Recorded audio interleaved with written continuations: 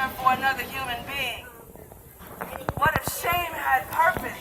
Shame is for those committing horrific acts on other people. What would it look like intrinsically if we developed a whole new perspective on race? Race is a movement and act towards a goal, an end. And our goal today is to erase race. We simply are going to talk to you about the differences. And something interesting came up because I like to talk about history so that we can understand the mistakes that we take and make on race.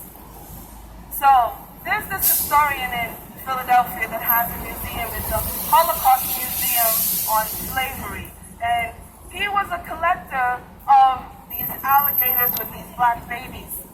Came across a shop in Florida, and in that shop, he found out that those black babies and those alligators that he was collecting on those postcards and those pencils actually were significant in history. This is an American story, people. An American story that ribbons truth. Stolen truth is something that we avoid because it's too painful to remember.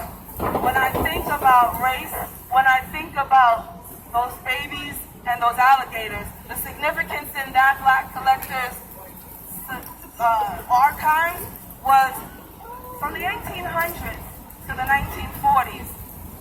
White slaveholders would take slave babies, toddlers, and infants, and grab them from their homes and wrap string around their neck and their torso till the babies were screaming. Bring them to the swamplands and feed them to the alligators as bait. Black folks have been bait for a long time.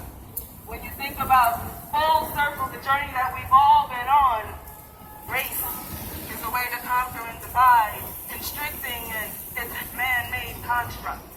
So when I think about race, full circle, there's this notion about the Star-Spangled Banner, and they're talking now about these NFL players kneeling down about the third verse in the Star-Spangled Banner that most of us have never heard about. People are outraged.